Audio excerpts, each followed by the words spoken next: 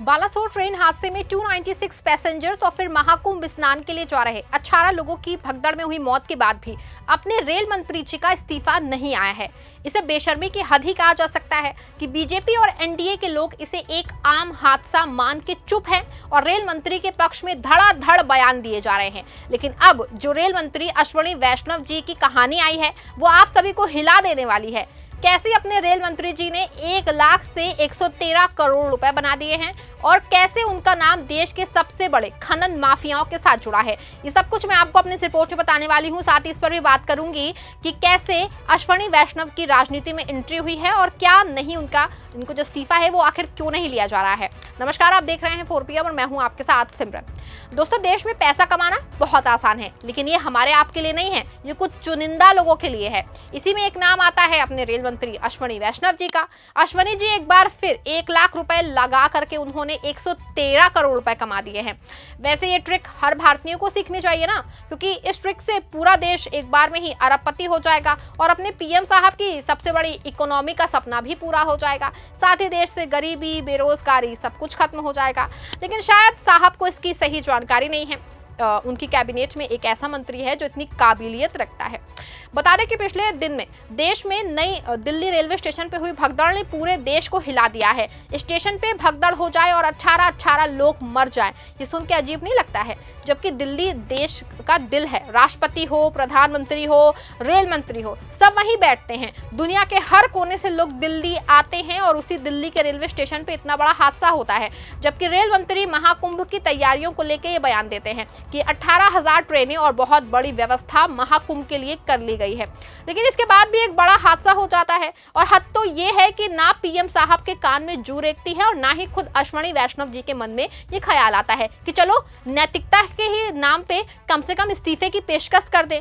लेकिन ये भी नहीं होता है और बेशर्मी की हद तो देखिए कि रेल मंत्री के पक्ष में बयान देते हैं। बिहार में दलितों के नाम पे रोटी सेकने वाले जीतन राम मांझी का बयान तो आपने सुना ही होगा कि कैसे वो रेल मंत्री का बयान जो है वो करते हुए नजर आते हैं। ये कोई पहली नजीर नहीं है, बल्कि इसमें पहले भी है। महाकुंभ हादसे पे अपने उपराष्ट्रपति जगदीप धनखड़ भी इस तरह का बयान दे चुके हैं। आपको बता दें कि बीजेपी को नेहरू काल में हुए भगदड़ पे राजनीति करने तो आता है, लेकिन जब अपनी सरकार पे बात आती है तो इसे एक सामान्य हादसा बता देते हैं और टाल देते हैं। हालांकि जहां तक रेलवे का सवाल है तो अश्विनी वैष्णव के कार्यकाल में 1-2 नहीं, कई बड़े ट्रेन हादसे हुए हैं। बालासोर में तो लगभग 296 लोगों की मौत की बात सामने आई थी।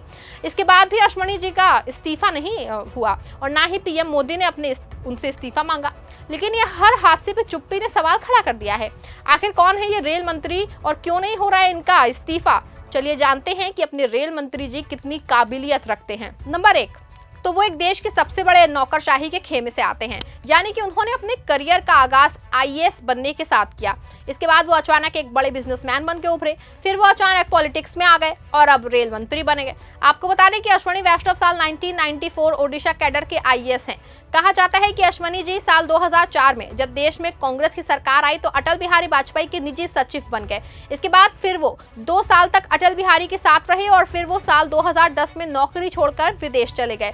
सबसे चौंका देने वाली बात यह है कि उन्होंने अपने एमबीए के लिए सेक्शन लोन लिया और इसी लोन से वो 2 साल तक पढ़ाई करते रहे और फिर अचानक उनके विदेश में एक कंपनी मिल जाती है, जिस कंपनी में वो 1 लाख रुपए इन्वेस्ट करते हैं और फिर उनको 113 करोड़ रुपए के शेयर मिल जाते हैं। सबसे चौंका देने वाली बात यह है कि जिस कंपनी में वो पैसा लगाते हैं वो कंपनी 45 लाख से शुरू होकर 6 महीने में 223 करोड़ रुपए हो जाती है। अश्विनी जब भारत वापस इंडिया आते हैं तो वो प्रबंध निदेशक के रूप में जेई ट्रांसपोर्टेशन में शामिल हो गए। फिर वो सीमेंस में vice president locomotives and head urban infrastructure strategy के रूप में एक उद्योगपति के रूप में शामिल होते हैं। लेकिन साल 2012 में अश्विनी जी कॉरपोरेट क्षेत्र को छोड़ देते हैं और गुजरात में 3T auto logistics private limited और VG auto companies private limited दोनों ऑटोमोटिव कंपोनेंट्स मैन्युफैक्चरिंग यूनिट की स्थापना करते हैं। लेकिन साल 2019 आते आते वो अचानक एक नेता के रूप में आ जाते हैं।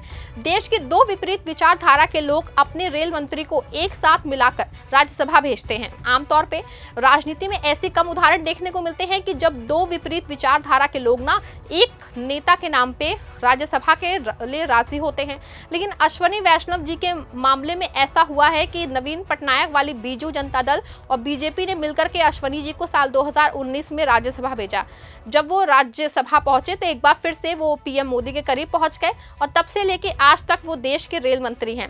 बता दें कि अश्वनी जी ने जिस कंपनी में 1 लाख रुपए का निवेश किया था उस कंपनी को नाम एडलर था। इसी एडलर ने अश्वनी जी को अचानक ब्यूरोक्रेट छोड़ने और उद्योग की दुनिया में वापसी कराई है। फिर उद्योग की दुनिया में राजनीति में आ गए।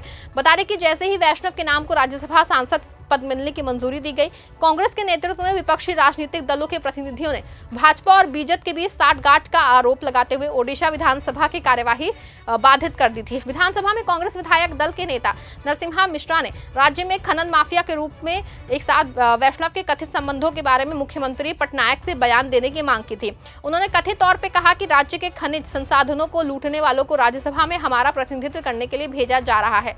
ये बहुत ही दुर्भाग्यपूर्ण करार दिया गया था। ये बड़ी आश्चर्य की बात थी कि ओडिशा में सत्ताधारी दल के पास संख्या होने के बावजूद राज्यसभा की एक सीट का त्याग कर दिया था और वैष्णव निर्विरोध निर्वाचित हुए। बता दें कि अगर बीजू जनता दल चाहता तो अश्वनी वैष्णव कभी भी राज्यसभा सांसद नहीं हो सकते थे, लेकिन नवीन पटनायक ने ऐसा नहीं किया। इसी के अलावा भी अपने रेल मंत्री जी के करियर में कई विवाद देखे गए हैं। उनके पूर्व नौकरशाह सहयोगियों और ओडिशा के शीर्ष राजनीतिक नेताओं ने लेखकों को इस बारे में बताया है। सभी इस बात से सहमत थे कि ओडिशा कैडर से संबंधित भारतीय प्रशासनिक सेवा आईएएस के 1994 बैच के एक अधिकारी ने केंद्र सरकार में 3 महत्वपूर्ण विभागों को संभालने के लिए उनका उत्थान का बड़ा कदम रहा है। भारतीय पुलिस सेवा के पूर्व अधिकारी अमिताभ कुमार दास, जो कि अकादमी में उनके समकालीन थे, कहते हैं कि लाल बहादुर शास्त्री राष्ट्रीय शासन अकादमी थे। वे एक लो प्रोफाइल थे। साल 2003 में वो केंद्रीय प्रतिनियुक्ति पे भेजा गया, जहां उन्होंने अटल बिहारी वाजपेयी सरकार में प्रधानमंत्री कार्यालय में उप सचिव के रूप में काम किया। ओडिशा कैडर के एक सेवानिवृत्त सिविल सेवक जिन्होंने अतीत में वैष्णव के साथ मिलकर काम किया था, ने एक लेख के लेखकों को बताया था कि उन्हें आमतौर पे एक अच्छा और कुशल अधिकारी माना जाता था, लेकिन बाद में सत्ता उनके सिर पे चढ़ गई थी। ओडिशा में अपने कार्यकाल के दौरान वैष्णव अशोक सैकिया के संपर्क में आए थे। जब अशोक सैकिया वाजपेयी के पीएमओ में संयुक्त थे, वो सैकिया ही थे जो उन्होंने जो उप सचिव के रूप में पीएमओ में लाए थे। सेवानिवृत्त आईएएस अधिकारी ने कहा कि फिर वैष्णव वाजपेयी के निजी सचिव बन गए थे। दिलचस्प बात यह है कि साल 2004 में पूर्व प्रधानमंत्री के पद से हटने के बाद भी वैष्णव वाजपेयी के निजी सचिव के रूप में काम करते रहे। 2006 से वैष्णव प्रतिष्ठित व्हाइट्स बिजनेस स्कूल से एमबीए करने के लिए संयुक्त राज्य अमेरिका में अध्ययन अवकाश पे जाने से पहले 2 साल के लिए गोवा में मोर गोवा पोर्ट ट्रस्ट के अध्यक्ष के रूप में काम किया था। इसी के बाद फिर बिजनेस और फिर अचानक से वो नेता और तुरंत देश के 3 विभागों के बड़े मंत्री बन गए। ये सब कुछ अपने रेल मंत्री के जीवन में चौंकाने वाली कहानियां हैं। ऐसे अपने जिस रेल मंत्री के जीवन में इतने चौंका देने वाली कहानियां हैं, वो भला हादसे उनके साथ, ये सब हादसे उनका क्या बिगाड़ सकते हैं। वैसे आप तो सिर्फ इस्तीफे की मांग कर सकते हैं, लेकिन आप खुद ही सोचिए ना कि पहली बार राजनीति में कदम रखने वाला आदमी जब देश के 3 मंत्रालयों सर्वोसर्वा हो बन सकता है तो कितना मजबूत होगा, और उसका इस्तीफा लेने की हिम्मत आखिर कर भी कौन सकता है। ये खुद सोचने वाला सवाल है। आप इस पूरे मामले को लेकर क्या सोचते हैं कि क्या अश्वनी वैष्णव का इस्तीफा इतना आसान है और उनकी बैक हिस्ट्री से कितना लेना देना है? क्या पीएम मोदी भी इसी वजह से रेल मंत्री से इस्तीफा नहीं मांग रहे हैं? आपको जो भी लगता है अपनी राय कमेंट में बताएं। इस खबर को लाइक और शेयर जरूर करें।